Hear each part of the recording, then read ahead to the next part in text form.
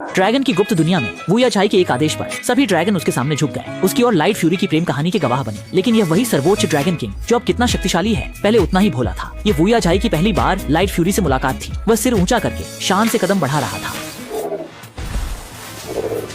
बिना किसी रुकावट के वो याजाई लुढ़कते पड़ते हुए गुआंगशा के सामने आ गया। गुआंगशा ने सोचा कि आखिरकार यह आखिरी नाइट फ्यूरी है, थोड़ा भोला है तो क्या हुआ, इसलिए उसने वो याजाई के लिए प्रणय निवेदन की मुद्रा बनाई। फिर गुआंगशा बैठ गया, इशारा किया कि अब प्रदर्शन करने की बारी वुयाजी की है। वुयाजी स्तब्ध हो गया, सोचने लगा कि मुझे ये सब कहाँ आता है, इसलिए उसने शौगे से मदद की गुहार लगाई। निर्देश मिलने के बाद वुयाजी ने अपने पंख 2 बार फड़फड़ाए, लेकिन गुआंगशा ने कोई प्रतिक्रिया नहीं दी। फिर उसने छोटे ग्रह को देखा। छोटे ग्रह ने गलती से एक टहनी तोड़ दी, जिससे वह लगभग प्रकाशा द्वारा देख लिया गया। आगे अब सब कुछ वुया झाई पर निर्भर था। उसने पहले अपने 2 बड़े पंख फड़फड़ाए, जैसे हेलीकॉप्टर की तरह प्रकाशा के सामने घूम गया, जिससे उस लड़की के चेहरे पर रेत भर गई। फिर वह खड़ा हुआ, अपनी दोनों हाथों को कमर पर रखकर एक अनजान चाल में चलने लगा।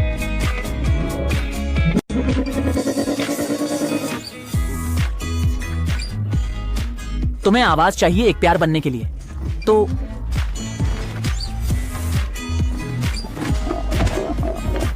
गुफा में मैं कपड़ों की नकल के बारे में बात करने की हिम्मत नहीं करता। उसने सिंगापुर की दुकान के क्षेत्र में नकल की आग लगाई तो कुछ नहीं है, उसके विशेष प्रभाव में किसी की गलती नहीं है। कपड़ों की नकल कोई बात नहीं, सामने वाले के पास ड्रेस है।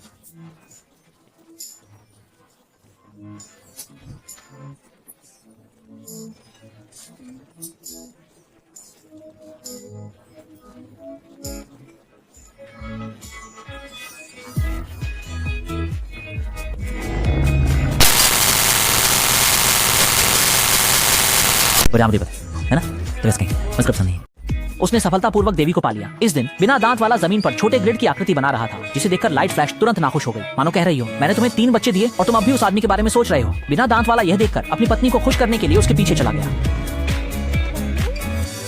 रात को बड़ी बहन जमीन पर बनी तस्वीर को घूरते हुए खोई हुई थी, जैसे उसे कुछ याद आ गया हो, इसलिए उसने छोटे भाई और मंझले भाई को जगाया। लेकिन जैसे ही ये दोनों जागे वे लड़ने लगे। बड़ी बहन ने उन्हें जल्दी से शांत किया और कहा चलो हम छोटे अंकल के पास खेलने चलते हैं। तीनों ड्रैगन तुरंत सहमत हो गए और रातों रात छुपे हुए स्थान से उड़ गए। इस समय बिना दांत वाला सोते से जागा। उसने कोई असामान्यता नहीं देखी, इसलिए वह फिर से सो गया। शोर से जागी हुई उसकी पत्नी ने कुछ गड़बड़ महसूस की। उसने क्रिस्टल को जलाया और तीनों बच्चे गायब थे, जिससे वे दोनों बहुत चिंतित हो गए और बच्चों को खोजने के लिए निकल पड़े। दूसरी ओर तीनों छोटे बच्चे रात भर की यात्रा के बाद आखिरकार बर्फ द्वीप पर पहुंच गए।